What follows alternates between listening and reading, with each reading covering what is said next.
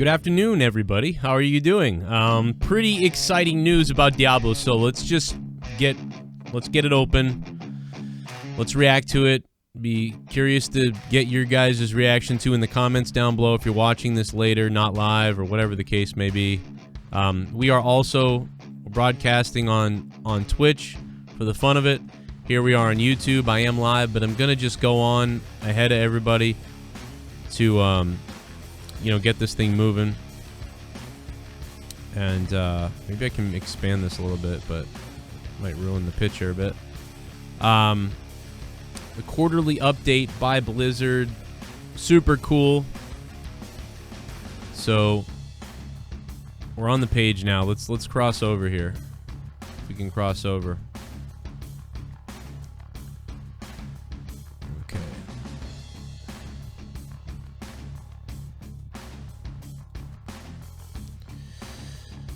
Okay. I'm sure there'll be a lot to talk about here in what we're looking at. And a lot to react to. Okay, I am ready. We've been waiting so long for this, man. I'm super pumped up. To the Diablo community, I'm going to read the whole thing. To the Diablo community, hello and welcome to our latest Diablo 4 quarterly update. We are excited to share some of the progress we've made on the game today. As is the case with many other game and technology companies at the time writing this, the Diablo 4 team has fully transitioned to a working from home. Wow, to working from home. So they are all apparently mostly working from home. I'm sure there's a few people that can come and go in the office or whatever, but most of the team is at home. Interesting, which kind of expected, though, you know what I mean? It's so hard, you know what I mean? You guys probably know how hard it is. I used to work in customer service, marketing, management, and sales. And I did customer service for a major shoe company in the United States. I worked that as a customer service manager and rep. I've worked sales for all these other companies too. And many of you guys may know from your office environments as well that when you have to get people out of nowhere to go remotely, it can be a very difficult and bizarre transition. Not everybody knows, everything about working a computer from home. Now, obviously, guys and people at Blizzard are probably a little bit better. They're more technologically sound, but still, it can be a tough and troubling transition to get people to be remote. And I'm sure that many different... Anyway, let's read the... what am I giving their speech? As in the case with many other games and technology companies, at the time of writing, we're working from home. While the transition has introduced challenges, we feel very fortunate to be able to keep momentum going strong on the development of Diablo 4. Team Playlist is the first chapter here, I guess. As with many other games, we organize the development of Diablo 4 around team milestones. Often these culminate with a build which we play together and talk about as a team. For example, the milestones leading up to BlizzCon 2019 culminated in a team playtest of the demo that helped us unveil the game during the show.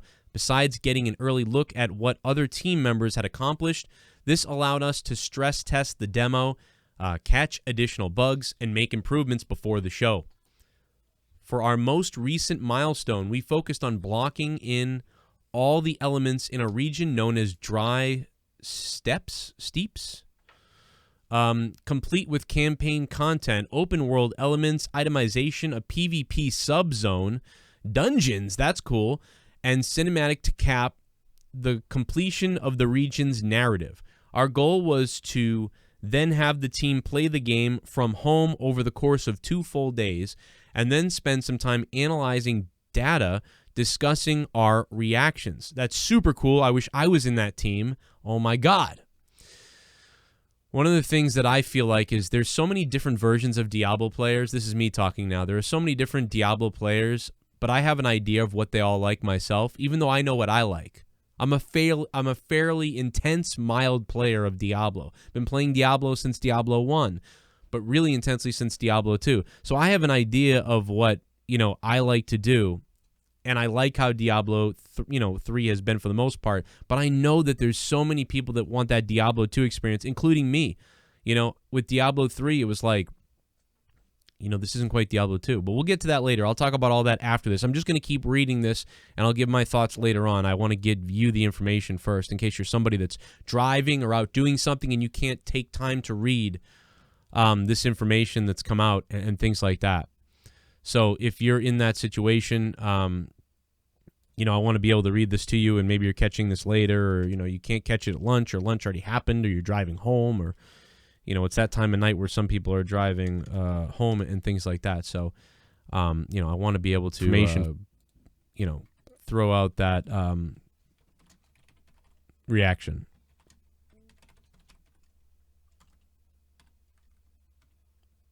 So,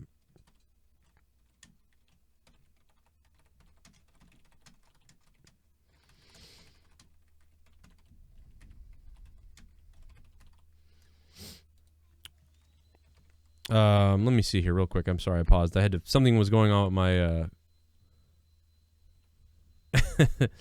Something was going on with my computer, and I could not ignore it. I had to. I had to get it going. But anyway, so much appreciated. We've been having a good day so far.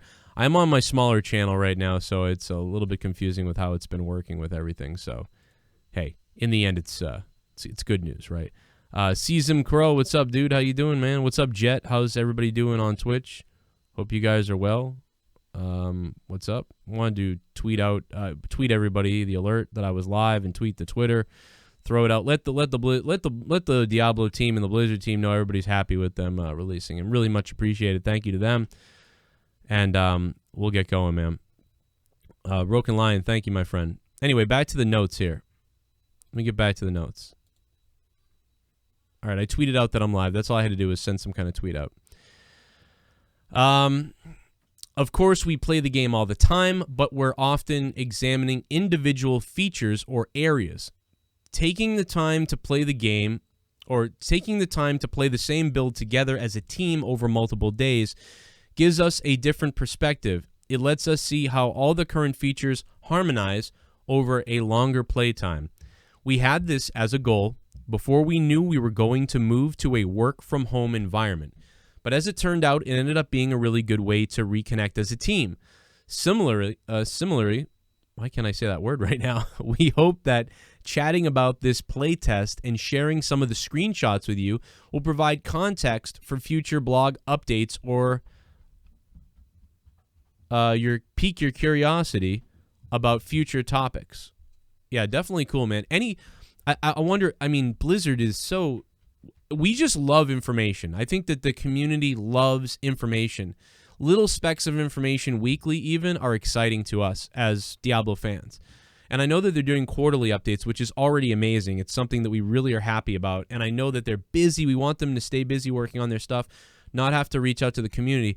But I myself would think it would be really cool if we got a bi-weekly update of just a little update, something small. Hey guys, guess what? On Diablo 4 this week, we found this to be cool, or this to be exciting. We're thinking about this now. What do you think? Here's a poll. Hey, we thought about what if we got rid of, we were thinking about adding this type of socketed items. Like, what do you think about that idea? So far, here's what we found about our experience. And then vote below. Maybe there could be polls up every couple weeks on Twitter or somewhere, Reddit, Twitter, and different places. And I don't know, man. That's, to me, is I don't know if they have someone under the CM, under Adam Fletcher, that could do those type of things, that could create that kind of social commentary every couple weeks on Diablo 4. That seems a little much to ask, but it's only a little update. It's only something small that somebody there could do. But there's no really job description for that, I don't think. But I think that that would be cool if we could get something a little even more kind of interactive, as opposed to, okay, we're dumping all this info, now tell us. But maybe they feel that's the best way to do it, and they know better than me. So, and, you know, too much information every week or two is too much, because it takes long to develop the stuff and to work on the things anyway. So, anyway, back to reading this. It's really hard not to keep commenting on every paragraph, but I'm going to try to stop doing that. Jeez, it's worth noting that the playtest... I'm going to read the donations in a minute, too. What's up, guys? I'm going to read those donations in a minute. It's worth noting that the playtests also didn't represent the entirety of our progress. Other regions of the game are underway. The dry steeps is just, I'm probably saying that name wrong. I'm going to get buried for that. It's just the region where we made a concerted push to create a complete and cohesive experience that we could draw observations from. Let us know if you like this approach to the blog or you didn't. We can adjust future updates accordingly. As always, your feedback is highly appreciated. I mean, so far I like this, but we'll see. A word about blockout. Blocking out, or gray boxing, levels allows us to play areas where the art isn't finished. Right. So they'll be playing in areas where the art isn't finished, but it's really not about the looks. You know you'll get the looks down eventually. You'll know you'll get the cinematics down eventually. You know you'll get the effects down eventually. You know you'll get the world down eventually. The art will come. That's not a problem. It's testing the play style, testing the functionality, testing, you know, you get it. The gameplay, essentially. I get it. Okay. As part of development, visuals are often kept in rough form so the game can cheaply test ideas, or rather so the team can cheaply test ideas and iterate on them. If something isn't fun, it's much cheaper to change or discard a blockout asset than a final one. Right. You spend hundreds of hours on making something look beautiful and then you scrap it. What a waste of time. We get it. That's a good, I think that's cool for the people who don't, you know, maybe don't even know how you would make a video game. It's cool insight for people like me. You know what I mean? Obviously that makes sense, but I never thought about it. When we share models or screenshots with you, they are often quite far along to adequate to convey our vision of the game. Yeah, it's good to keep in mind that what you see is not the final product at all. You can't just say this game doesn't look as good as Diablo 3 or the Diablo 4 demo looked at BlizzCon. Obviously, we may see early concepts that don't look up to standard, but when finalized, they will look standard. But Blizzard is giving us the chance to react to them now before they go full bore, full blast into what they're doing. So I urge all of you guys to make videos, to make tweets, to whatever you got to do to tell them the feedback, except for while keeping in mind that, oh, this looks like it was made in 2005 or something. Well, they don't need that feedback. They need the feedback of, I don't like these type of characters or whatever. We don't typically show blockout assets as they don't really do justice to the engine or the artistry of the folks on the team, but as part of showing the behind the scenes of how we make the game, we thought you'd appreciate seeing the transition of blockout assets into more polished ones. Some of the assets shown in this blog might not be final, so please bear that in mind as you check the screenshots below. Wow. Pretty cool. That's sick looking, dude. Not final, pre-alpha, in development content. That's pretty cool, man. Like a friggin' bat demon. That guy looks sick, bro. You sell a statue of that. I'm not like really a person that collects a lot of $200 statue things, but I'll tell you what, that's pretty cool looking. A classic demon. I mean, this is our classic demon. It's what a lot of people are used to, especially from like early on stuff like Diablo 1 concept art. A classic demon from concept to blockout in-game art. That's really cool. Storytelling. A couple of things have evolved with how we deliver story in Diablo 4. First, we have conversations in D3. First we have conversations. In D3, we relied on UI panes with characters, name, and portrait. We're experimenting with a mix of tool-generated and manually choreographed cameras to tackle conversations. For simple interactions with NPCs, bring the camera in closer to the character while still maintaining the overall isometric feel. I like the idea of that. If you guys are familiar with a game called Lost Ark, it's a Russian game. Many people are not playing it, but it is phenomenal with how they 3D and virtually pan around to make the world feel epically open. But then when gameplay happens, you're back to your standard isometric view. But the idea to pan around or pan out sometimes and pan in with things really gives you this big world vibe. I don't want a lot of that because I do just like the isometric view, but in times where we're just sitting there listening to a dialogue, it wouldn't be bad to be zoomed in, zoom out, or to get a view of a world or something like that. If they can do it without, you know, they don't need to do too much of that because we're more interested in the gameplay, the end game, the mechanics of the game, and the sort of the game being fun to play. Cinematics aren't that big a deal to me, but a few cinematics and a few new rotations of camera could be pretty exciting as long as it doesn't cost them. If it were to delay the game too much, like, you know, if it's going to cost you 8 months to create those, I'd be like, don't do them. You know, I don't care. But if you have a separate team working on those as opposed to all the other teams, which I'm sure they do, so it doesn't matter, then, you know, that's fine. I like the idea of it. Doing something different with the camera, it's a good idea. The use of library of animations to deliver the general gist of conversations. For more complex conversations, we take similar camera approach, but here the characters' movements and animations are more deliberately handcrafted. This lets us deliver story moments that are complex while keeping you in the world as much as possible. Here's a shot from such interaction. More zoomed-in overhead camera helps us deliver simple story beats. Now, in Diablo 3, you can hit the Z button and zoom in. So that's something to I always keep in mind, too. So here's a shot. Pre-alpha, not fully rendered, completed artistry yet. But even this shot right here looks a little bit like, kind of like Diablo 3, or like a little bit above Diablo 3. Like this looks better than Diablo 3 when you zoom in, and this isn't even done yet. So I would say they're probably at 50 to 60% here. I think it's cool. See, I thought they meant, though, when they were discussing that, this is still very isometric to me. This isn't, we're not getting a video here. I would have thought, and I know the characters are moving and grabbing things, so that's the big thing. That's the difference. They're moving around, grabbing them, using their hands and stuff like that. I thought maybe we were going to see the camera pan down closer up or something. But yeah, interesting. It's, I like the idea of that. What the hell is that? What is that? Okay. Let's see here. Let's zoom out of this.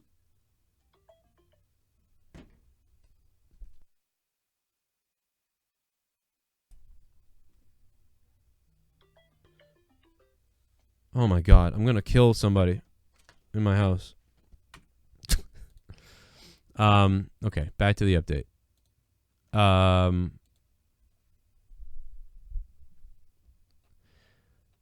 Where are we here? Oh yeah, the second. What's going on in the chat, by the way? Let me just check out the chat real quick because I know there's a lot of people here. Yo, Drew Bar, what's up, man? How are teeth? I just got 5 fillings done. Crazy Blade, what's going on, Crazy Blade? Damn, yeah, AEW lost to NXT is crazy. We're gonna talk about that tonight on Out of Nowhere 200. Remember, episode 200 of Out of Nowhere is tonight, and Diablo Immortal is not dead. Diablo Immortal is not dead. It's still apparently coming out, so we're going to hear about that at some point, too. What's up, Casey? We're going to play the donations in a few minutes. Bear with me, guys. Hang out for a few. I'm just going to get this done, all read and everything. I'm really excited about reading this, man. Shout out to the D4 team for doing all this during the pandemic and during, dealing with family issues and the pandemic and the scare of everything. Stuff's really going up in California and in the southern U.S. I'm in Boston, so we're lucky that it's going down here, but I guess it's your guys' turn. But yeah, enough can't be said about that. So, and to the D3 team, man, for giving us new content still and stuff like that. Thank you to them so much for what they do. I'd love to see more, but that's because I'm a greedy dude. But we still appreciate what has come is amazing. The second storytelling method we are developing is a real-time cutscene. Here we grab your camera and treat the storytelling more like a movie. So we're reserving this technique for the most important story moments. I like the idea of that. I like that once in a while there's a cut scene of a really cool story moment. But I hate when cut scenes happen every second. If you play the game Wolcen has a wonderful story, and it's really cool. But there's always a cut scene. Now, I did find myself looking forward to those cut scenes, but sometimes it just felt like there was a lot of cut scenes. So I like the idea of a lot of the story progressing in the isometric view. That way it feels like you're really part of the story even more.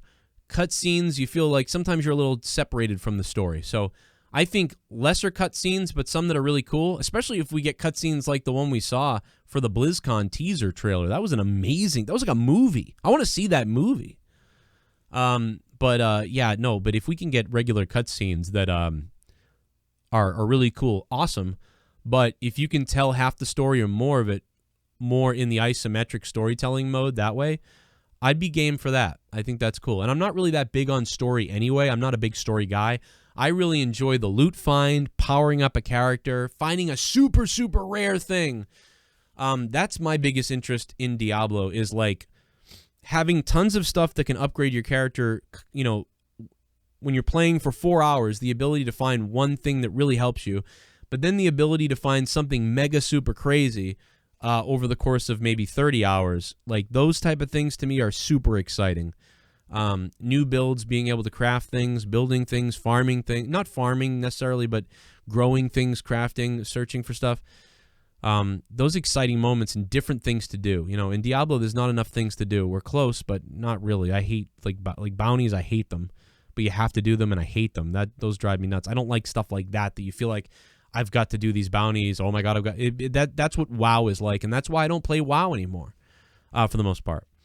Having these be real time has great advantages. We can show your character with their currently equipped armor as part of the scene, for example. That's really cool. So if you have really cool armor or rare items that you can see, and you can see it in the cutscene, that's sick. I love the idea of that. That's awesome. Plus, if you sell us stuff and we buy these epic wings, and I said this in my other video, I hope the ability to buy stuff and to find stuff is both there in the game. Hang on a second.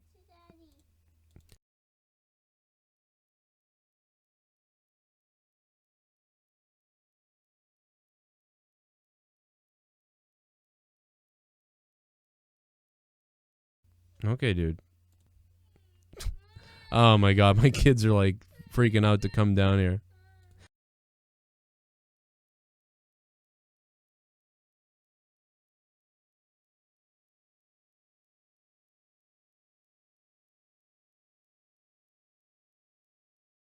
You're okay, buddy. Okay, you okay?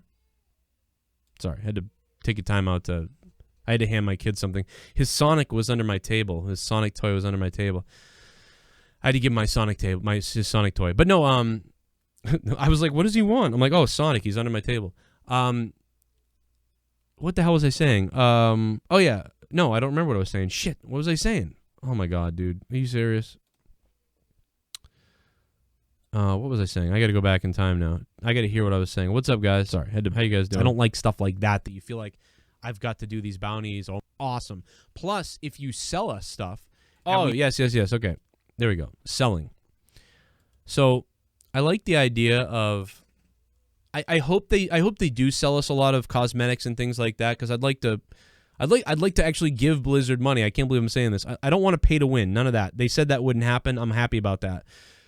I like the idea of paying for things, but I also like the idea of still being able to find it. Do you know what I'm saying? Like, you can still find it. And if you make it about as rare as the cosmic wings in the other Diablo game, in Diablo 3, I think that'd be really cool or fair. Or maybe when you buy it, there's something cool about it, but when you find it, it's like there's an epicness to it that's different. I would really think that'd be cool. Because then there'd be some things that I think look cool that I'd be like, all right, I'm going to buy that to look cool. But there would be some things that I would try to find and farm to try to find. And if you find it, not only do you get the item, but it's a little bit sweeter than if you buy it. I find that to be a nice balance of making it worth it to find the item still, but also, you know, you would still make a lot of money on people who are just like, yeah, I'm not going to do that. I'll just buy it. So, or maybe there are some very few items, but some that are only findable and discoverable. And then there's a lot of stuff for sale, but 20% of the wings and the special cosmetics are discoverable and findable. So there'll always be something to sort of look for or whatever. But at the same time, there's a lot of other stuff for sale that you can buy. So mixing that up, 80% cosmetics are for sale, 20% are findable in the game. Please, I hope they do that. I like the idea of splitting that. I want to give them money, and I want them to make money that way. But I also want to find some things that are really cool that means you worked for it. So splitting that would be a good idea for me. Even 50-50 would be cool. We showed you some early work on real-time in-game cinematics during BlizzCon demo. Yeah, I talked about that. Our cinematics and engine teams have made a lot of improvements since then. Jesus, really? That one was great. So we were excited to see a fully produced cinematic serve as the climax to Tri-Steep's experience. And the team was not disappointed. Here's a screen grab and story and cinematic folks have given to us ahead to share with you, as it shouldn't spoil the details of what's to come. That's really cool. I like this. I like what the cinematics look like. It's very dark. I like that. One of the things I liked about Diablo 3 was the beams for the legendary items and stuff. I liked that color. I liked some of the color from the fighting, like the wizard and things like that. I didn't like the sort of World of Warcraft look of everything else, though. That's what I did not like. But the colorful beams of a primal, those are new, but, set items, primals, legendaries, I love the beam. I love that excitement of the beam. Those colors I did like. And some of the fighting, mechanics and stuff, I did like those colors. But the world wasn't dark enough. That was my biggest thing. So I hope they don't tone down too much of that. I hope that tones down a little bit. But the world, obviously, they've overhauled that to make it look like, what if Diablo 3 became Diablo 2? It looked the right way again. But yeah, I don't think there's anything you can show me. That cinematic was so amazing. These screenshots are cool and everything, but that cinematic still blows anything away you're going to show me in a screenshot form. That, oh my God, dude. That, why can't I keep wanting to say Diablo, but not Diablo. What's her face? Oh my God. Lilith. Lilith looked like, dude, that looked like Hellraiser the movie. Like it was better. That was amazing. Now we're on open world. This is a big thing we're all interested in because I like the idea of an open world a little bit, but I don't want it to become World of Warcraft. I'm a solo player. I play Diablo solo. Like 80 to 90%, I'm going to play solo. If I'm forced to play with people, it's going to bum me out. And if there's not an archer class or a demon hunter class, that's going to bum me out as well because I'm more of a demon hunter. In every single ARPG, I play hunter or whatever. It's some kind of hunter, some kind of demon hunter, some kind of archer, some kind of assassin. I play them in every ARPG. Now, I always like to use other characters as a secondary. So I'm hoping that there's an archer or some kind of range class. I'm really hoping for that because that's my thing. And if we don't get that, I'll kind of be like, ooh, like, what do I... And there'll be a whole bunch of people that are like, what do I... okay, I don't know what to do. One of the main new features we are bringing to the Diablo series is the open world of Sanctuary. So while you can concentrate on the story campaign and work through that, which I don't care too much about, but maybe it'll be really good, we have a variety of open world systems and pieces of content that you are also discovering along the way. If you want to take a break from the main campaign and go exploring, crafting, PvPing, you are free to do so. I really like the idea of that. One of my favorite things about the state of Diablo 3 for a long time now has been that I can just jump into adventure mode. Even from the beginning of a season, I don't need to go through the campaign stuff. I can just start in adventure mode. I really think that that's the way Diablo 4 should be, which is like just boom right into dungeons or adventure mode, whatever you want to call it in Diablo 4. I want to be able to just go in and just bash things and they drop stuff and let's go. I don't want to always have to be doing these, okay, quest this, quest that, quest this, dungeon that. I don't want to have to be doing that. So I'm hoping that there is that mix of D2 with D3 in that way, that sort of hybrid. I'm hoping for that. During the playtest, we saw this variability in action quite a bit. On an average playthrough, team members took several hours to complete the campaign content for the region, but those who focused only on the story finished the arc in less than half the average time and were, of course, able to do side content after that. We think the ability to approach the game with different mix of story and side content tailored to your own appetite will make playing and replaying the campaign more enjoyable than it has been in previous ARPGs.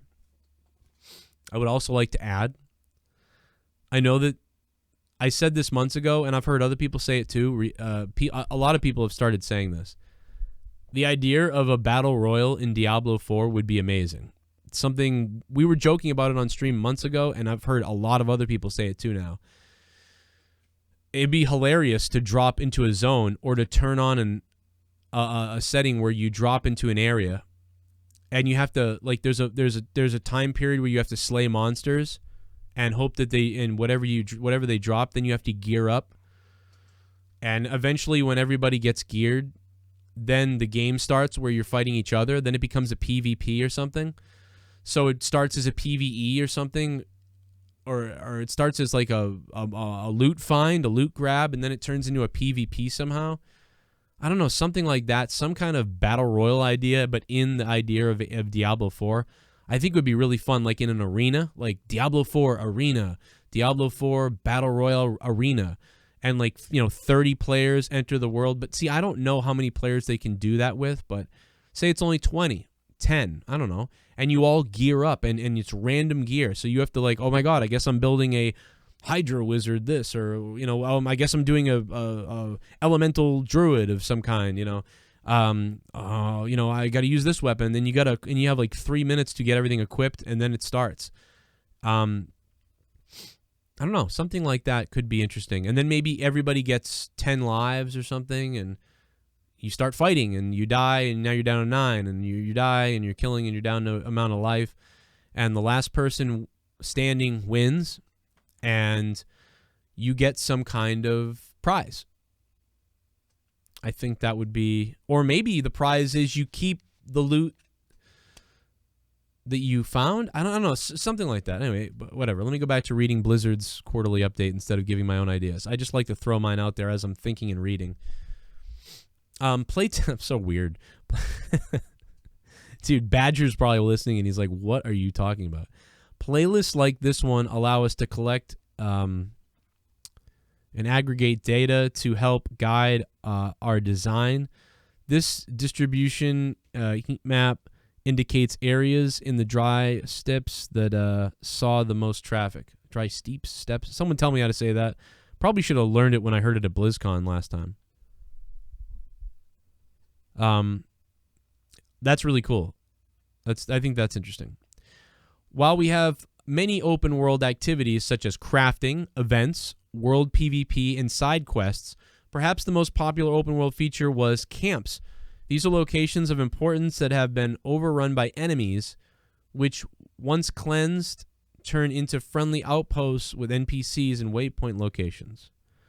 While there is a backstory to each camp, most of the storytelling and visuals quests don't directly send you to them. For example, one of the camps in the zone was a town afflicted by a curse, turned villagers into piles of salt. Another was a crypt haunted by a spirit that possesses the bodies of various undead, jumping from skeleton to skeleton until you defeat him.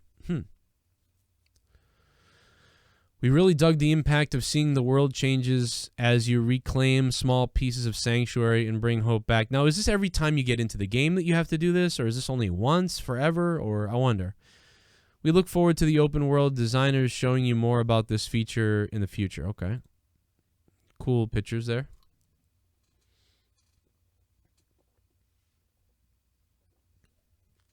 Okay.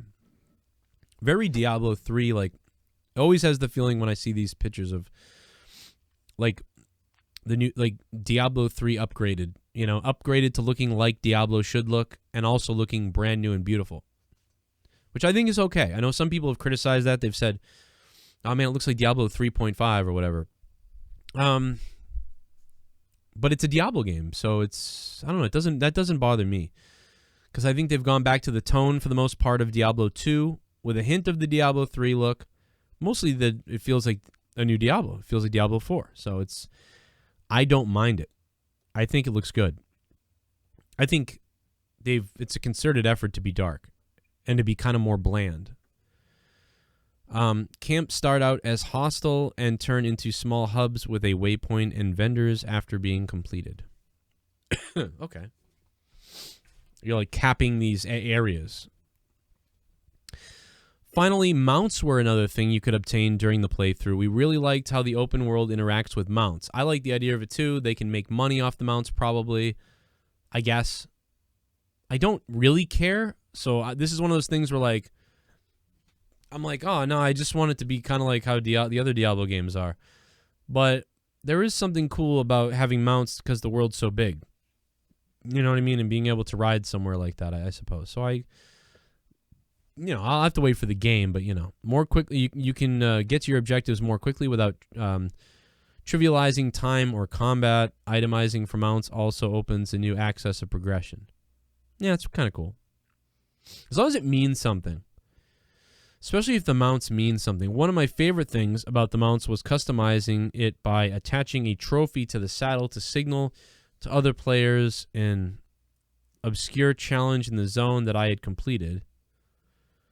Of course, there is more work to be done on mounts, for example, in navigating and tuning. It is currently too easy to get stuck on stray pieces of collision or to get dismounted by a random enemy projectile.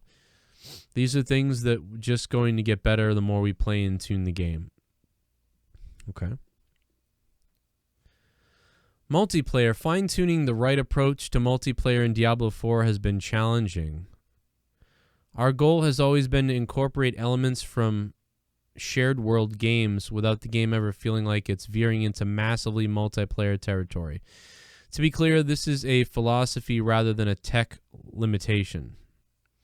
We find the game stops feeling like Diablo and the world feels less dangerous when you see other players too often or in too high a numbers. I agree.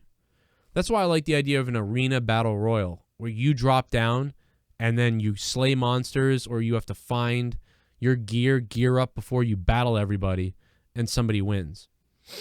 I really think that they could use that for a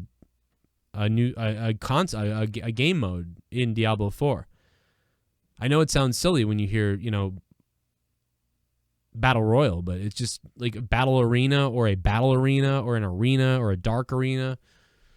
Man, the idea of a dark arena and there's like flames on the sides and everyone's in the middle and the monsters are dropping like Halo firefight and you got to slay the monsters and they're dropping items. And so you're working together to kill the monsters, but eventually you gear up and you gotta fight. You almost gotta, maybe you gotta gear up or fight for the gear or hope you get good gear or it's random gear.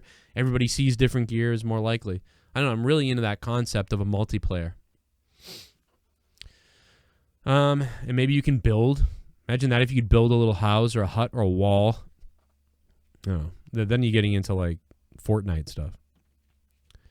That's stuff probably lit for later on an expansion, but it's pretty cool. Interesting. Towns become social hubs where you can run into other players once key segments in the story are completed. I don't care about all that, to be honest. Running into people in towns, whatever. I've done it in PoE. I've done it in other games. I don't care. I'm more of an SSF solo player. Sometimes it is cool, though, to group up with your buddies and do things or to meet people in the game and say, hey, look what I got. What did you get? Oh, cool. I've never talked to you before. Hey, man, you want to run this with me or whatever? I'm going to run some whatever. Or, hey, you want to trade this? I like the idea of that, of course. Like, I really do. So that's cool. Okay. I'll break down our experiences during the playtest with some example. Dungeons and key story moments are always private, just the player and their party. Once story moments are completed, towns are turned into social hubs. I like the idea of that too. What you're doing is your own thing, that's it. But when you go into open areas, hey, it's open to everybody. That's fine. I like that. You run into a few people in town while on the road. This is, by the way, this is already stuff they told us in BlizzCon. Blah, blah, blah, blah. I already know about this. It's worth calling out that while some coordination is helpful during the events, you are never forced to join a party. Solo players can walk in, help complete the event, and claim a reward. We think this seamless approach to multiplayer is working well and look forward to sharing more about this approach with you. In our tests so far, the world feels alive, dynamic, without compromising the feel of Diablo. And for players that do not want to party up against the minions of hell, we have new tools available to find a group, whether by activity or proximity, in-game world. Okay, that's kind of cool. That's neat. Whatever. Again, even in Diablo 3, it's annoying to me that I'm pretty much usually solo. I like playing with a group when I find a group, but I'm mostly solo, and I'm a demon hunter, so I never have a group. So I think it stinks that I'm always playing solo, and everybody else gets extra credit for playing with a group. So you get like quadruple the XP for playing with a group, and you can push higher rifts and build up your gemstones and things like your legendary stones. gems, and then I'm sitting there like grinding as a solo. I'm kind of enraged by that, because I see people on the top leaderboards and they're like, hell yeah, like why can't you get to Rift 140? I'm at 140 as a DH. Yeah, you're in a party in the meta most of the time, and you're gearing up all your stuff. Like I don't really do that. So I'm still doing a 112 Greater Rift on my Demon Hunter, but I'm solo completely. So like it's kind of irritating to me that reward happens. But if you didn't have a reward, then would anybody really group up? I don't know. I think leaderboards are enough of a reward to me. So it bums me out that I can't do something better as a solo person, and my wife won't play with me much anymore. So it's like we're not really, I don't know, I find it very frustrating as a solo player, and I think a lot of people are solo. Like at least half of the Diablo players are going to be solo probably. And they're going to be pissed about like needing to group up a lot, and also seeing people get that bonus for being grouped up. But I understand the need for some of it to make you want to try to get into the multiplayer meta or whatever. So it's a rough choice, even for me. I don't want to denounce it because I get it. But I hope that they're careful with it. But then there's a part of me that if I get into a group, I could have the time of my life, because one of my favorite things to do ever in games is play socially with people. So... But Diablo has always been the game where that's the one game where like I'm less social. It's weird. But if you had leaderboards for multi-person play and they didn't get a XP buff, you know what I mean? I feel like then people would still play multiplayer to get to be the top of the leaderboard in 4-man play. But I don't know. You know what I'm saying? I'm just expressing my SSF frustrations. Items and progression. One of the things that was very useful about our 2-day playtest was that we could get better feedback on the process, as there was a sense of performance, gear, and skill choices you make on day 1 having an impact on day 2. Though some people chose to roll alts, we had multiple classes to test. A friend of mine used to say that Diablo is the game that you keep playing inside your head, and Diablo 4 is no different. In addition to the official playtime allotted to the team during the playtest, I could feel the game lingering in my mind, thinking about the items that could possibly drop from my build, and talents I could finally unlock to get me those key skill interactions. You might have already read the developer blog by David Kim, great guy by the way, shortly after last BlizzCon. In it, he describes new affixes and itemization philosophies. We'll have a beefier update on items later in the year. Oh, no. Give me the update. No. But in the meantime, here are some items that dropped during the playtest to whet your appetite. Okay. We got to take a look at this. Okay.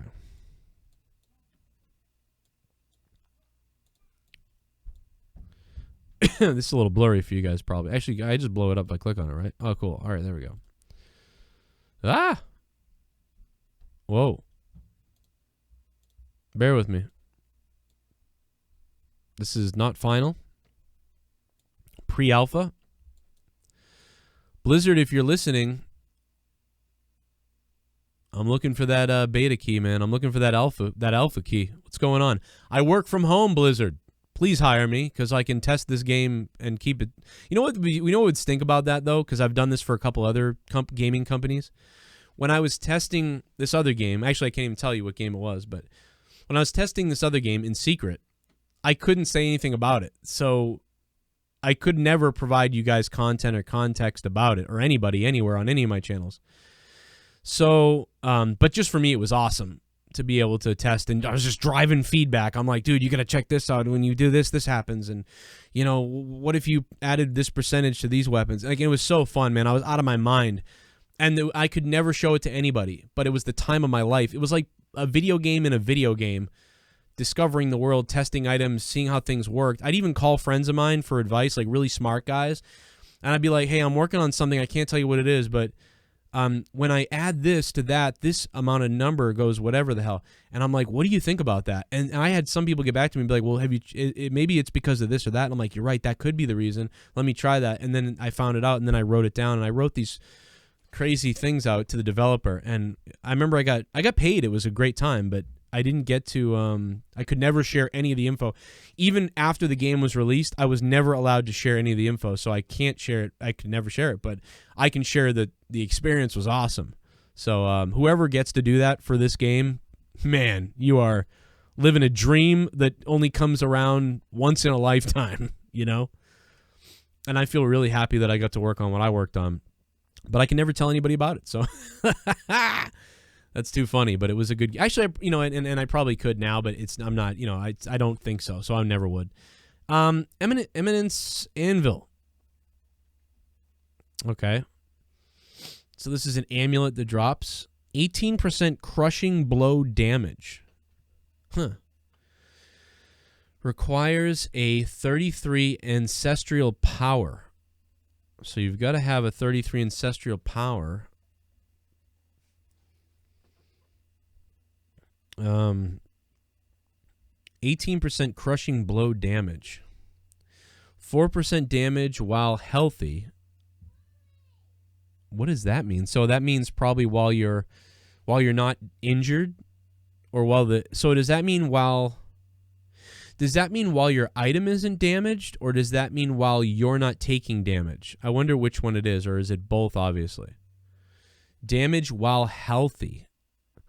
So maybe that means while you're not damaged, while you're not taking damage, you get 4% damage. Similar to Squirt's necklace in Diablo 3, you do 100% extra damage, and you're going to, as long as you're not having any damage done to you, but you take 50% increased damage. There's no increased damage taken here, though, so that's good. 2% hit effect chance. I don't know the mechanic of hit effect and how it works in the game. Is hit effect your crit? Is that crit chance? So I suppose maybe hit effect is critical hit chance. And 4% damage is basically like crit damage, but there's a stipulation of while healthy put on it. I like the idea of those invariables coming into play. Chaos Seal, a rare amulet. Oh, 27% critical strike damage. Requires 58 demonic power. 17 plus angelic power.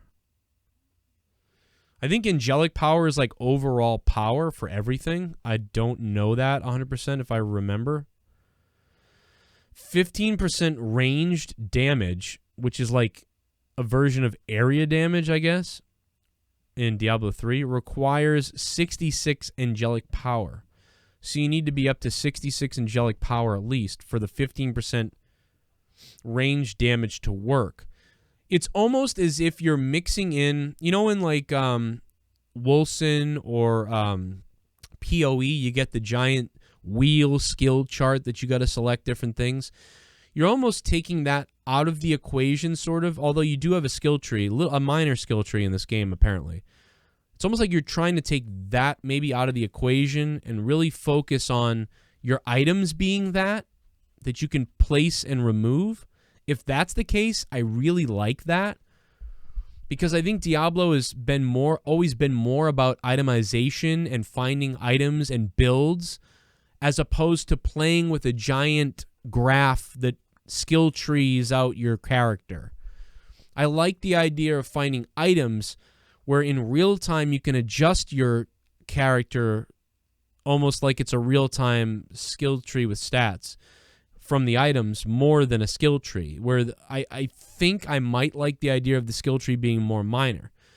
But I'm also in favor of them making the skill tree a little bit more complicated. I think it is a little too simple.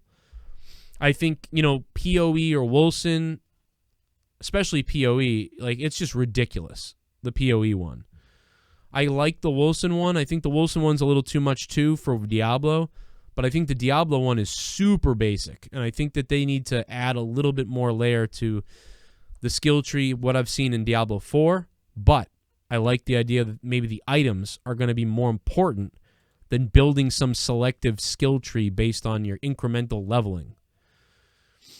12% mana cost reduction, sorcerer only. Okay, that's pretty cool. Very similar to, this is very similar in a way to Diablo 3, but with a little bit of a shakeup of some placements and seemingly a little bit more with a little bit more depth, I guess. I could be wrong. If I'm wrong or you disagree with what I'm saying or you think that what things that I've said are off base, please let me know in the comments, and I will play donations in a few minutes, guys.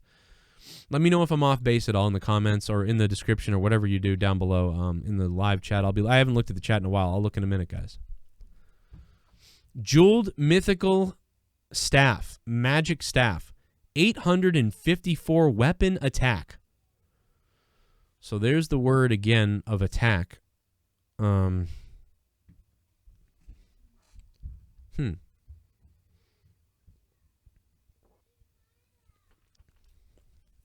Weapon attack. I suppose weapon attack is like attack speed, maybe. 25.4% gem strength in this item. So I suppose when a gem is socketed, it adds strength to the item. So you can not only add a gem that does something, there's the empty socket spot. Not only can you add a gem to socket, but then when you also do that, it powers it up with strength. But up until that point, you only have weapon attack. So the idea of finding this item and it being a better item than you found before, the Jeweled Mythical Staff, you're like, okay, cool, I just found Jeweled Mythical Staff. And Jewel Mythical Staff is way better than my Staff of Poop that I have. So I'm going to throw my Staff of Poop, and now Jeweled Mythical Staff is better. This is great. And then you're like, oh my god, I just found a gem. Awesome. Because I'm going to put it in my Jeweled Mythical Staff, and now my weapon just got more powerful. And then maybe later you find another staff that's more powerful, so you discard it anyway. But maybe then you find another staff, but then you have your socket from the old gem staff, so then you put it in that one. And so that gives you more layers to powering up, I guess, or to, to increasing an item like that. I don't know. Maybe I'm crazy. Vampire's Pants. You want to take my pants off? All right, I'm losing my mind. Magic Pants. 167 defense. So I guess that's overall, like sort of overall all resistance or armor. I don't think it's armor, though. I think defense is overall, like countering, the damage you're taking, I'm assuming, which is a all resist sort of skill to compare it to Diablo 3. That's my guess. I don't know how all these exactly work. +1 rank to Call of the Wild. So that's to a skill that you have. Requires 25/7 angelic power. Hit effect 5% chance to heal 47. Wait a minute. The hit effect on the item is 5% chance to heal 47. 47 what? 47%? 47 times? Don't know what that means, but that's a variable that I find interesting. These are all common and rare items, so, magical and rare, rather. These are all described as magical down there. Okay. All right, here we go. Now we're getting into some beef. Now we're getting into some beef sauce here. Okay. Okay, here we go. Let's get these up here.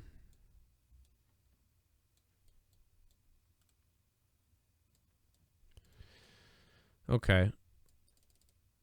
We're going over every item here. Unraveler's Treads. It sounds like Traveler's Pledge. Unraveler's Treads. 268 defense, which I guess would be your all resist, combined maybe with armor. I don't know. 268 defense overall. A 3.5% cooldown reduction. Okay. We have a 4% dodge chance.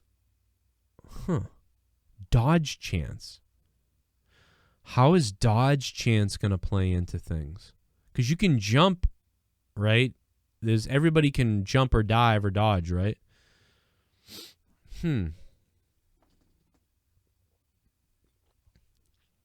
Is it so is that an avoidance of attack? So if an enemy is attacking you 100 times, bam, bam, bam, bam, bam, bam, bam, are you saying that there's a 4% chance that on those strikes you will be missed by the enemy, or that damage won't affect you? So if an enemy hits you 100 times with a slash, 4 of those times likely will miss you or won't count against you with a dodge. I believe that's how that works. I don't know. 3% controlled duration bonus. So does that mean that any of your skills that you're activating will have a duration that lasts longer? So if you're proccing some kind of something, you're going to have 13% longer time? So if you're doing like vengeance on a demon hunter, it will last 13% longer? Or is this during only other certain moments? I don't know. Or is this a defensive mechanism? Is this you cutting down elements that attack you at 13%? I don't know what that means. So, usually it means what I said earlier, but I don't know in this game what exactly things will mean. In many games, you guys know what controlled duration bonus means. And there could be controlled if pairing effects. There's other terms for it. Controlled effects bonus. Controlled damage bonus. Damage reduction while evading, 9%. So when you're diving away, your damage will go down 9% when you're diving and dodging. Okay, so evading, I guess. Teleport forms a rift in your path that increases your critical strike chance by 39% for 5 seconds. So this legendary item, its legendary power is forms a rift in your path that increases your critical strike chance by 39% for 5 seconds. But now, how often is that proccing? How often does that come? How often is that active? Is that active when is that active? Teleport forms a rift in your path, increases your critical strike. Yeah, but how often does that happen? Or what's the cooldown on that? What's the reset on that?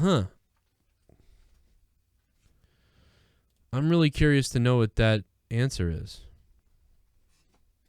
Jassup's in the chat. I'm looking at the chat finally. Jassup says, I liked how Diablo 2 did character building. Jersey guy, what's up, man? Hope we get D3 content to keep us busy until D4. Yeah, we have been getting it, but I hope we get more. Hey, Joe Cronin, what's your gamer tag at Nightbot? What is his gamer tag? What's up, Kincaid? Which gamer tag you talking about? For Xbox or for PC? I can't wait for Out of Nowhere at 200 tonight either, Drew Bar. What's going on, man? What's up to the chat? 47 life points. Shrouder, what's up, Shrouder? 20. Let me go over to the Twitch because Twitch people are dropping me with info. You consistently leeching HP for a DPS buff. I think it's made for a life leech build. Yeah, I was thinking that too. It was some kind of life build.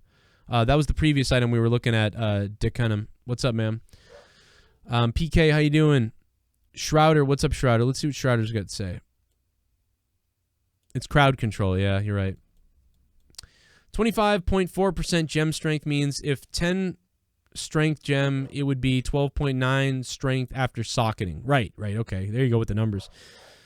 Yeah, okay, so that's what I thought. 47 life points, correct. 13% CC resist, crowd control. Okay, cool. So that's how that's working, Shrouder. Thanks, Shrouder. Shrouder's like really quenching my mathematical thirst. I needed some math on this. Thank you. Cool, man. All right, that makes way more sense than what I was getting into. Crowd control. I thought so. I wasn't sure what it meant though in this setting here. I've been wrong about other stuff, so now I'm timid about what I'm right or wrong about. Okay, cool. That's really cool. Thank you, Shrouder. You guys will know a lot of this from, a lot of this stuff from other ARPGs and of course from Diablo 2. I forget so much about Diablo 2. It's crazy.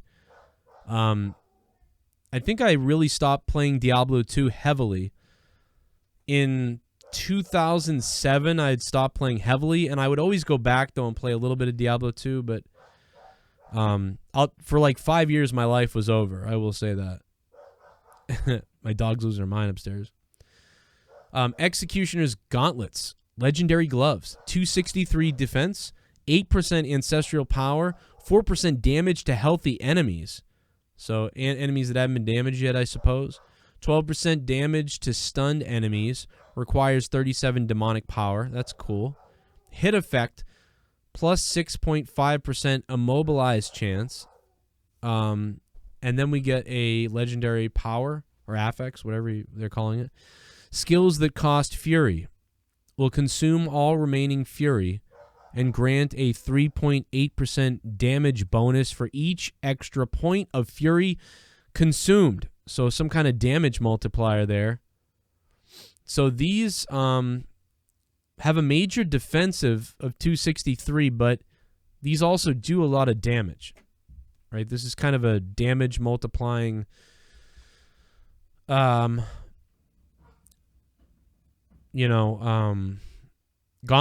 I like that. That's cool. I'm sure other people will have more to say about these items than I will, to be honest. People that already are theory crafting in their head of what's going on here. So, I'll defer to some of you guys. I'll have to check out what some other people are saying too in a minute, and we'll react to some of them. I know some people on Twitter are probably talking about these items already. IRE Legendary Mace. 1,202 weapon attack, 1,202 weapon attack, plus 5% crushing blow chance.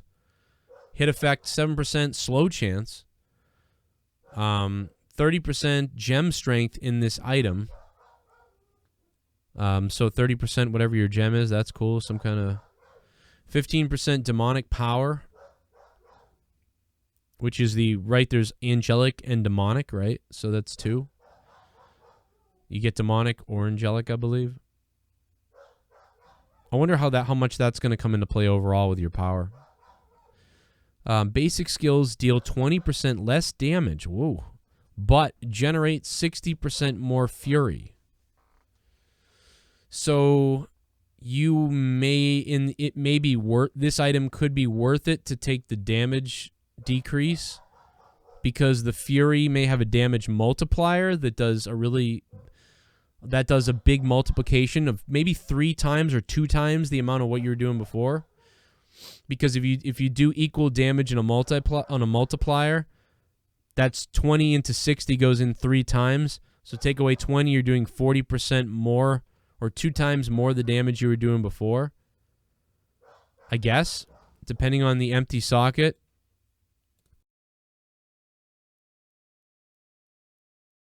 Jesus, the dog was going crazy upstairs. All right. That's pretty cool. I'm going to make these quick to go over the rest of these, and we'll get into other things. 2,603 weapon damage, Rune Workers, Conduit. I'm hoping that the rune words get a little more complicated in the game, too.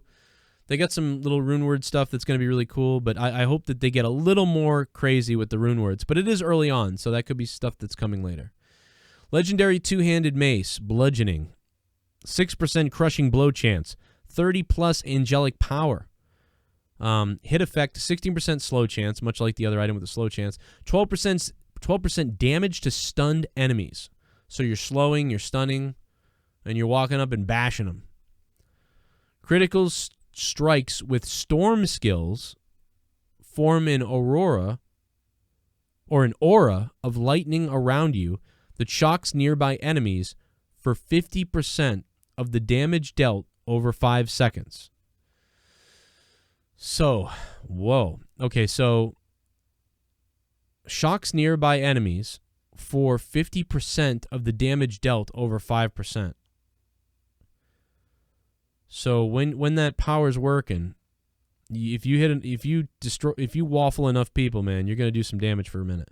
You're gonna be like a mini powerful conduit in Diablo 3. That's kind of cool. I think I like that. And Storm with lightning skills or storm skills or whatever that is, or elemental skills. I don't know. That's really cool. Any feedback in the chat about these that maybe I'm skipping out on or you want to relay? Let me go take a look here. Let's see. Is the dog okay? Yeah, the dog's just up. The dog's mad because Leah's outside. Leah's outside having a cigarette. And when Leah goes outside, she just starts freaking out. Like, okay, so let's see what the Twitch chat is saying. A lot of different people talking about this. Decanum. Yeah, but it doesn't say if makes your crowd control more effective or reduces the enemy. Yeah, see, I don't know either. I can't tell. I came back for current Diablo 2 ladder, played 2 weeks straight after a 6-year break. Oh my god. I'd say effectiveness since it says bonus. Yeah, I think it's going to be an interesting argument. We are all going to have these arguments about what exactly could be happening with these weapons and ideas. I find that fascinating. And you guys will have better arguments than I will. I am not the brightest bulb, you know what I mean? Even though I've been playing these games for years, I'm not a numbers cruncher and a sort of somebody who can theorize how this is all going to work right away off the top of my head. Like a lot of you guys can. A lot of you guys are very smart with this stuff, and I get it, but I can't quite say how exactly I believe these are going to work. I mean, I guess we can compare them to builds in D2 and D3, but more D2 in many ways. In many ways, it's very much like a continuation of D3 while grabbing 20% of Diablo 2 and throwing it back in or something. I don't know. That's how I feel. Could be wrong. Chill Grip, legendary gloves, 290 defense, hit effect, 5% stun chance. Here's a red little 22.5 crushing blow damage. Requires 35 ancestral power. I want to be a voice in Diablo 4. Hello, Blizzard. I am a voice actor, and I want to be a voice in Diablo 4. Please hire me. I have many voice talents that I can develop. Sorry. It's me, Deckard Cain. No, every once in a while, dude, you know what? The coffee's kicking in, guys. Come down here and watch me drink this cup of coffee. I'm going to stab Leah in the face. You know, my wife's name is Leah, so when Diablo 3 came out, I was like, one of the main characters has your name, Leah. She's like, what the hell? It was kind of funny playing the game. She was like, because she's not used to her name being in anything. Deckard Cain. Deckard Cain sounds a lot like, I always thought this. He sounds a lot like in Star Trek The Next Generation. They meet in Time's Arrow, Part 1 and 2. They meet, oh God, who's the writer? They meet the writer, this old-timer guy. Oh my God, I can't believe I can't think of his name. Somebody in the chat will know. You guys are dorks, right? You guys know TNG. Come on. Mark Twain, right? I think it's Mark Twain or whatever. Or something like that. And he's like, hey, Data, tell me some more about what your writings are going to be. Like, and he really sounds like if Deckard Cain was on cocaine. It's very... You guys know what I'm talking about, but only if you're a Star Trek fan. That's crazy, man. I'm seriously concerned that they are still relying on defense and attack stat purely. Yes, I am very worried about this. I don't want it this simplistic. If it's this simplistic of, oh, angel power and demonic power. Now, but bear with me on this. If they're using demonic power or defense and attack, if they're using it as a simple stat of an overall stat to sort of, so people that don't get all the numbers and it's too intense for people, so that it can be simplified for them, almost like damage is in Diablo 3. There's all these other stats, but damage is there. So if all these other stats do matter, but there's a number that's trying to simplify it for you to see, but the better players are going to scrutinize all the subdivisions of damage and effects and stuff like that, I'm okay with that. I'm okay with it if they're simplifying it for the basic players, But the more advanced players are going to be able to play around with the other numbers, and the other numbers are going to mean something. So that's what I mean. So if you're somebody who's like, I'm not really smart, yay, overall damage, okay, that's all I care about. I'm going to play the game now. But then you're rewarded for being a really smart player who looks at the other numbers and can decipher these things and they matter, then I'm okay with it. But if really all that we're breaking it down to is attack and defense, and that's it, that's all that matters, then I'm confused. That's the game. So, somewhere in the middle. I think they're a little bit in the middle, but leaning more towards the basic player. I really hope that they could jump the other way and jump towards more than basic. Like super easy to learn, easy to play, even easier to continue playing, but they say easy to start, easy to learn, hard to master. I'm hoping that it's really the case. Because right now, if it was just attack and defense, that doesn't seem like easy to learn, hard to master. It sounds more like it's easy to learn and not too hard to keep playing. And we don't want that. We need a little more difficult. We need this game to be more complicated than D3. But not too much more, because then you're in a Path of Exile, and a lot of people that play D3 won't even get into that. Give us, that I believe what we're going to get is something that's in between D2 and D3. That's what I believe. I believe we're going to get something that's closer to Diablo 2, but still isn't even as complicated maybe as Diablo 2, but is more complicated maybe in a way than Diablo 3. I don't know if that makes any sense. But I don't know. I would like to see something slightly more complicated than D3. And also rare. Give us some rare items. Give us some super crafting and builds and abilities to do that stuff. But make it mean something. You know what I mean? I don't know. I know what you mean though, because I know that the hardcore fans are. It's really complicated because Path of Exile has kind of created their own gigantic following of people that played Diablo 2 are playing Path of Exile. But Path of Exile is like Diablo 2 on steroids. So there is no way that Blizzard is prepared to release Diablo on steroids. They're just not going to do it. So I think PoE really kind of took Diablo 2 and said, all right, let's take it to this crazy, insane level. And I think that left some of the Diablo players behind, like me. I'm not prepared to play PoE. I think it's too much for me. And I can tell that Diablo 3 is... I love Diablo 3 now. I'll be honest with you guys. I love Diablo 3 now.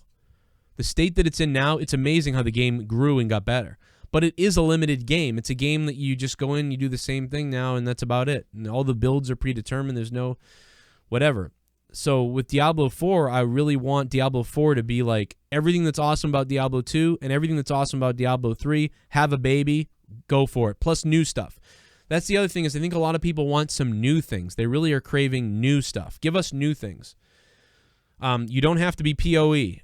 But please don't be this basic game for just dummies.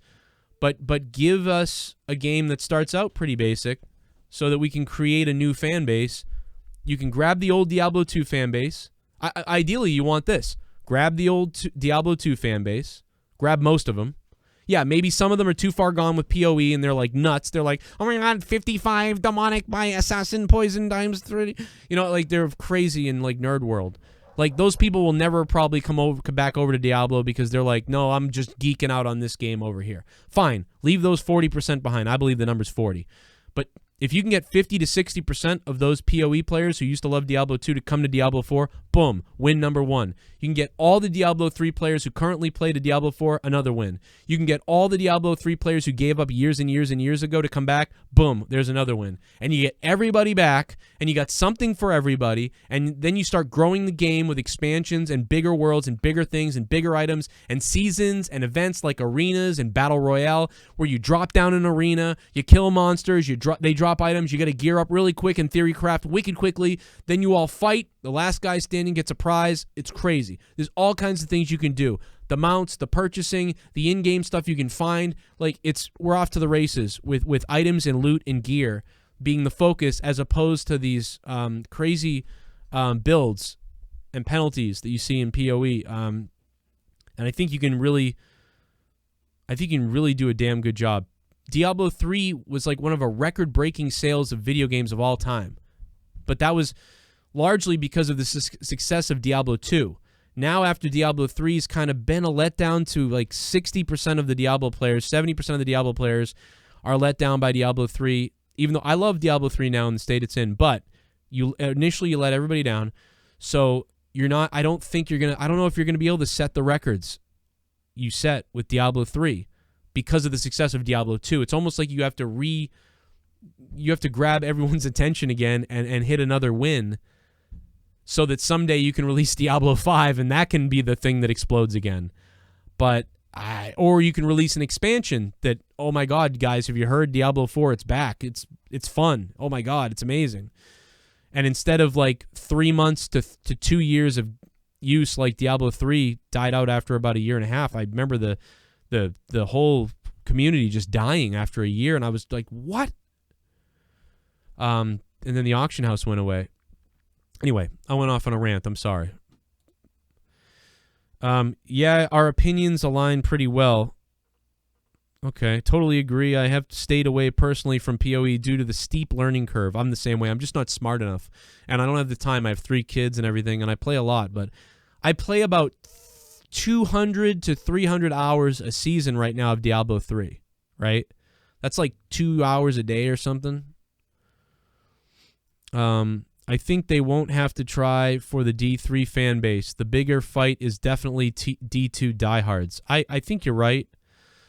But think about this. I'm also worried because now I'm a big Diablo 2 fan, right? I'm a big Diablo 2 fan, and I love Diablo 2.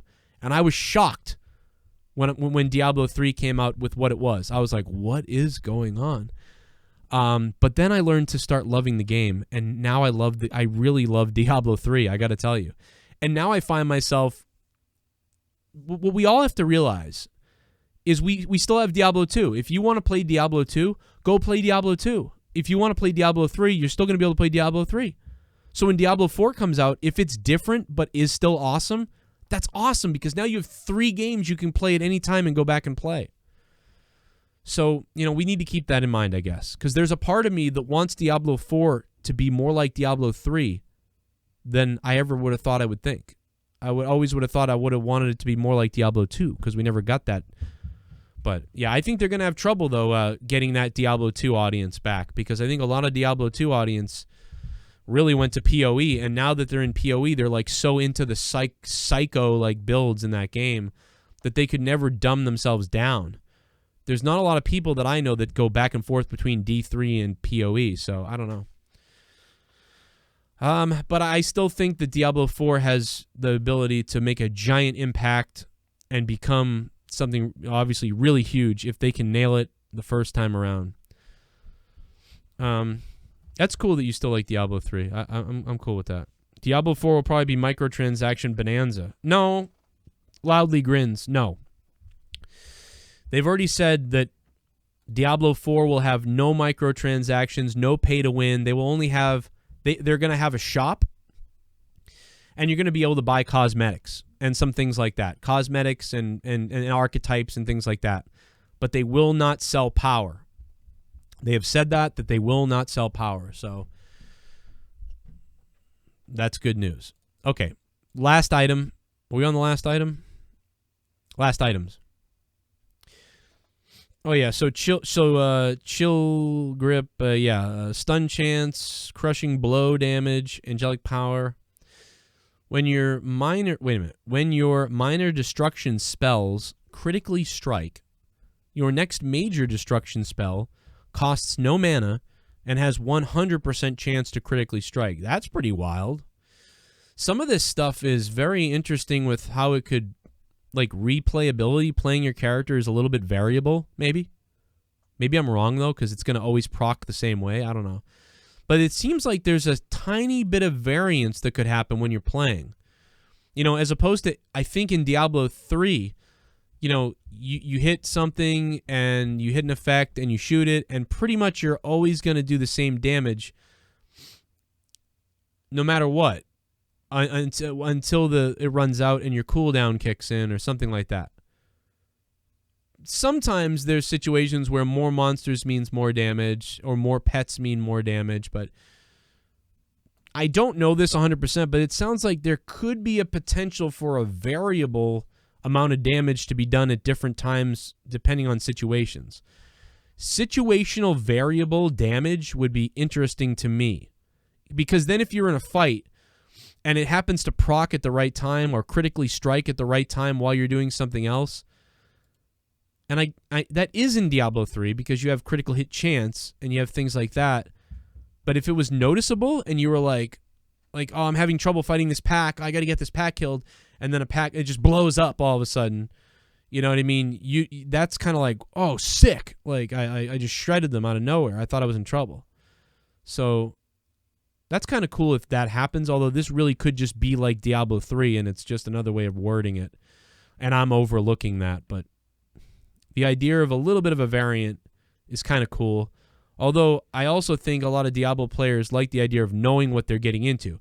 I know what I've found and what I'm equipping and what it's going to do. People like the idea of knowing the power they're putting on their item and how much work is going to need or to be done. Creating the idea of like a random variable that just does something or can happen with a chance. I wonder if that would make people more angry, kind of like, oh, you know, that's stupid. Then what does it matter what you are or not? You know, you want to know what you're doing. So I could see both arguments, although that's not really what this means. I'm kind of taking it further than what that really means, but whatever. You get my idea. Nature's Balance. 10% critical strike damage. Damn. 9% crushing blow damage. 6% melee damage. 8% physical damage. Storm skill damage increase. Earth skill damage by... So Storm skill is damage increases Earth skill damage by 17% for 5 seconds. In addition, Earth skills increase the critical strike chance of Storm skills by 16% for 5 seconds.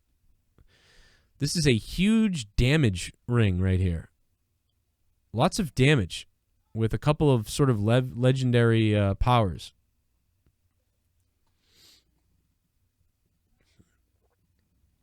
So I think that this would be a ring you would equip on the Druid. Very strong on the elemental damage, I guess. I suppose. Cool. All right, let's go back to the post. Oh, we're in black and white now. Oh, there we go. Now we're out of black and white.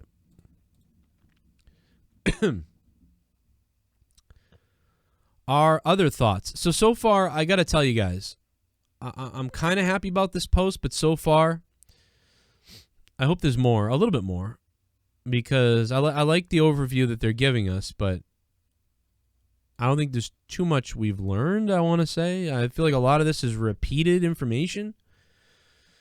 The overall feedback from our team was that even at the early stages, Diablo 4 is very fun to play. The class, well, please release a demo for us, please, please, please, please, please, please. I'll eat my own ass. The classes especially are going down a promising path that we're excited about. We're taking cues from what makes the Barbarian's arsenal system or the Druid's shape-shifting feel special and look for ways to apply similar innovations to all classes. More on this in a future update. The playtest was also a really good way to put our tech through its paces. Since we played at home, we got to test the game in a lot of different setups, from graphic cards to... That's cool. That's a great point. everyone's got different graphic cards and computers and things like that. So everyone's at home, so everybody can be like, dude, I don't know why, but my NVIDIA, whatever the hell, it's like glitching or jumping. That's really interesting. That's interesting. Great idea. We got to test the game on a lot of different setups, from graphics cards to screen aspect ratios to network speeds. We also had the opportunity to exercise our client-server technology, including deploying builds with fixes to bugs during the playtest. Super cool. Of course, we still have a lot of work ahead of us, and to be clear, we are not at all in alpha or beta stage yet. We don't typically discuss our early milestones publicly during the course of development, but we think it's especially important to continue to share our progress during a year without BlizzCon. Also, this was an important milestone for the team, as we feel it corroborated that we have all the key ingredients for a great Diablo 4. Of course, we will continue to seek feedback and iterate as we drive to completion. We hope you've enjoyed this update, and as always, we welcome you to share your thoughts on the platform of your choice, whether it's our own forums, other sites, or social media. We read and appreciate your comments and feedback. We were happy to see lots of great discussion after our last blog post, which seeded a bunch of conversations on our end as well. We are excited to see the range of topics you want to hear about. Based on your response so far, we think talent trees are by far what you are most eager to discuss. So we'll make sure to cue that up for our very next blog. Items continue to be a popular topic, and there was also a lot of interest in music. We are shooting to have more updates around these topics later in the year. Let us know. What the hell was that? Let us know how that sounds. Thank you for taking the time to read this update. We can't wait to share more of Sanctuary with you. Cool. I was hoping for a little more, I'll be honest, but very detailed. Oh, that's an awesome picture, dude. That's an awesome photo, and this isn't even finished. That's a sick photo, dude. This looks like a place you could make like the arena. If you were to drop like Battle Royale Diablo 4 and everyone's got to kill monsters to gear up and then fight each other. Oh, I'm telling you, I'm wicked excited for that type of a PvP element to the game. And then a reward at the end. Give it to me, son. Oh, boy. Imagine at the end, if you are the sole survivor and you get first place, you get to like pull like a casino or something like that, gamble something, spin a pentagram, and then it lands on like 1,000,000 gold or like a magical affix or whatever. All kinds of things you could add to items, or you could level up an item or something. I don't know. I'm just going out of my mind. I don't know why I keep bringing that up, but yeah, man. So overall, cool. But I think that a lot of this stuff that was said was kind of stuff that we already knew about. I think a lot of this was more of like an update on, hey, guess what we're doing? We're working from home. Testing areas. Like, that was really... Did anybody... Can someone correct me if I'm wrong? Was there something more to it than I'm aware? Because to me, for the most part, we did get a little insight into the items and a little bit how they might be working. But for the most part, I feel like we just kind of got an update that, hey, we're working on the game from home and we're testing it in these areas, and that's pretty cool, and we got computers. And here's some pictures. And we'll see you in the next update. Maybe I'm wrong, but I feel like we gotta, like, is the next update's not till like what? September, October? Yeah, I guess DeCunham says it's pretty lackluster, but I think Blizz is keeping things under wraps to avoid true spoilers. You're probably right, but because, yeah, and then there's some classes that haven't been revealed either, so some items may tip off what classes are coming, so I don't know.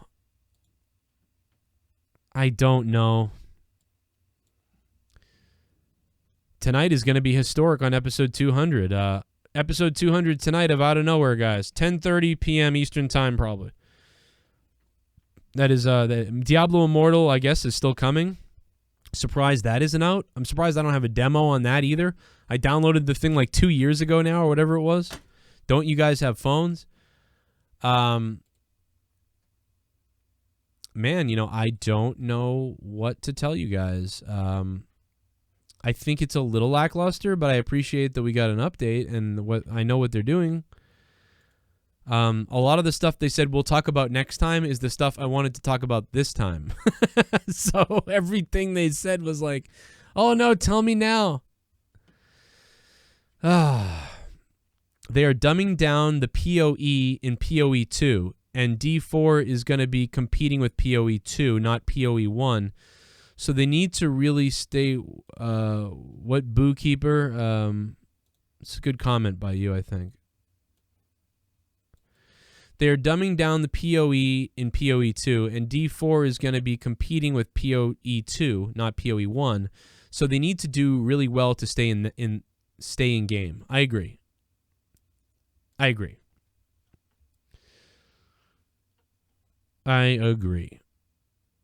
And I think loot drops is where I think Diablo 4 should really shine, with loot drops and multiplayer things that we've never seen before. But that's me. I really like, one of the things I still love about Diablo 3 is just the idea that I'm so overpowered now that I can just go in and just blast stuff, and I'm hoping for drops, you know? Yeah, D4, I mean. I don't know what I mean. But yeah, so there you go. There is the update. There is the update.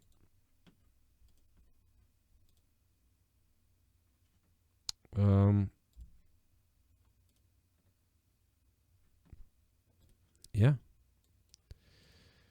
I'm sorry, there was donations. Let me try to get these going here. This was a while ago. I'm sorry. That lasted a lot longer than I thought it was going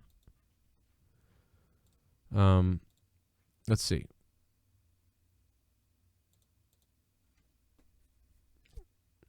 Oh, maybe they all played and I missed them all. Hold on. Super chat. Super chat. I want to toss your salad, Joe. Oh my goodness. Wow. Well, okay. Casey is raw. Thank you, man, for the $2 donation. Toss it up, baby. I'm game. I'm game if you are. Broken Lion, thanks for subbing on Twitch, man. What's up? Marvelous One says, so the game comes out in 2 years? Probably, yeah. Probably 2 to 3 years, yeah. Most likely 2 to 3 years. I'm hoping that we get a playable demo in about 1.5 to 2 years, at least. Like a playable demo, and then a year later it's released. I don't think the game's going to come out till 2023, at least. Like, I could see the end of... I mean, that's a long ways away, though. You know, that's... Whew. Maybe Diablo Immortal comes out next year. But hopefully Diablo 3, I mean, I almost wish they'd add something. We've got a new Twitch follower. Hell yeah, take my pants off. Shrado, thank you, man. Thanks for the tails. I really am greedy. I'm super greedy, and I almost wish they would add something to Diablo 3 or add some items, and they already do that. They have been doing that. They added We've got a new powers. Twitch follower. Hell yeah, take my pants off. Oh, Didi. Oh, Didi. Thanks for following me. How you doing, Aditi? But that's about it, man. I think that's all the time I really have. I think I'm going to get out of here. Ducunum, thanks for following me, man. I'll be playing Diablo 3 later. Sunday's my birthday, so I'll be playing We've got a Sunday. new Twitch follower. Hell yeah, take my pants off. Take them off, man. My favorite games right now are PUBG, Diablo 3, Wolcen, Warzone, Halo. Still, any Halo, I play them all the time. Still, believe it or not. And Command & Conquer Red Alert. I'm playing the remastered version. And NHL and Madden sports games. Yeah, that's what I'm playing right now in rotation. But mostly Diablo 3 has been what I've been playing. I did play a little bit of the new Minecraft. It wasn't enough for me. I was like, all right, this is too easy. Let me go play Diablo 3. And I tried to play PoE again, and I just was like, nah, I can't do this. It's too much. It's too much for me. But I look at PoE and I go, people must love that because there's so much to do and so crazy. Like, so I am jealous because if I could really wrap my head around that game, I'd be, oh my God, I'd be in like heaven. But it's just, I just can't do it right now with 3 kids and my YouTube show and that's my job, you know. I just don't really have the time to dive into it enough. And I would love to, but I don't have the time. So, and I think a lot of people are like that. That's why I think Diablo 4 has a real chance at a big win. But I think there's also a big fan base for the more hardcore sort of game like PoE. But Diablo 4, man, I like the update. Thank you. Super happy about stuff, kind of. But it is a little lackluster, a little bit. I would have liked... They gave us some really cool things, but there was... we're never going to be happy. I'm never going to be happy, guys. I'm sorry. But so appreciate the Diablo 4 team. We've got a new Twitch follower. Hell yeah. Take my pants off. Man, the man Chris. What up, Chris? How you doing, man? The Henton man, Chris. How you doing, man? So I super appreciate the devs, everybody working at Blizzard, everybody working on Diablo 4 and 3. They got a new CM, Paz Radar. New CM recently. We talked about that already, but Adam Fletcher, he's a cool guy. He's a really super cool dude. So I really like that he was chosen. He's been great, I think. He's been relaying some cool info. I wish they would give more info. We always want more info and more knowledge and more discussions and stuff like that. So I hope that's something that can continue and go and grow even higher. I hope we can maybe get another update before the quarterly update. I feel like that's just such a long ways away. And that's about it. I'll have more to say on this later. Guys, follow me on YouTube, youtube.com/ well, I don't know if it's / right now, Evil Spectrum 3, or just search Evil Spectrum 3 and subscribe to me on YouTube. I'm on Twitch. Twitch is twitch.tv/ Joe Cronin JCS. I know that's weird, but I haven't changed it to Evil Spectrum yet. I need to do that. But right now, it's got the name of my main YouTube channel, which is a sports and pro wrestling channel, which is I'm almost at 68,000 subs. So I primarily cover sports and wrestling and things like that, believe it or not. And then on these channels are my gaming stuff, where I just do my sort of gaming coverage and hobby. It's more hobby. The sports stuff is my job and part of what I really do. But the gaming stuff is more hobby. And but I appreciate you guys being subbed over here wherever you come from. And I'll try to do more content for you over here on Diablo 3, Diablo 4, and other games that I'm playing. And, yeah. Thanks for listening today, guys. I hope everybody's excited for Diablo 4 and whatever else is to come next. I hope we get more info. And I will see you guys later. Out of Nowhere is tonight on Joe Cronin Show, my other channel. Out of Nowhere, episode 200 tonight. Starting around 10:30 p.m. or so. We will see you tonight. Special guest Connor from OK Fabe will be coming back. Maybe JD, maybe. And Jake will be there. I'll be there. And it'll be a big party tonight. Lots of news over there for that. Thanks for being here on Evil Spectrum 3 and on my Twitch and YouTube channels. And I will see you guys tonight. Hit me up on Twitter at JCS Commentary is my Twitter. Patreon.com / Joe Cronin Show. And I'm really out of here. Really out of here this time. Goodbye, everybody. I'll see you in Diablo 3. If you're in Diablo 3, man, I'll see you in Sanctuary. It's me, Deckard Cain. Come back. Listen to me tell you about a story about my dog, Nippy. My dog, Nippy, was killed in a fire when Diablo sat on his head and destroyed him in a fire of hell. Goodbye, everybody. See you later. I haven't had a voice job this year. I haven't done any voice acting this year. There was a game that was coming out, and I applied I was throwing everything at them. I wanted to be in the game big time. We'll see what happens. If I get in it, I'll let you know. It's not a big paycheck at all, but it's cool to be in the game. Goodbye, everybody. Email me at Mike, you can email me Joe Cronin Show at yahoo.com. See you, brother. The new god Diablo Demon Hunter, Diablo 3, man. I'm gonna go play my Demon Hunter. That's what I'm gonna do, John. Biff.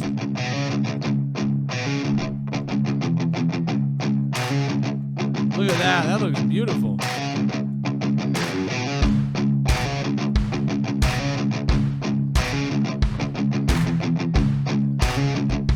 Let's get some movement on it.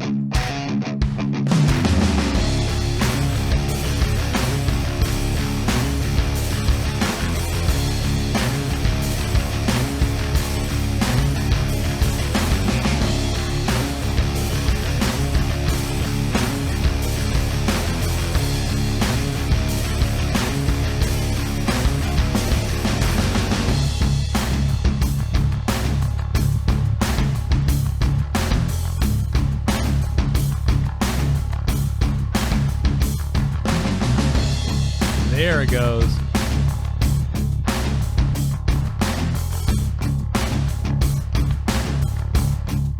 See you later, guys.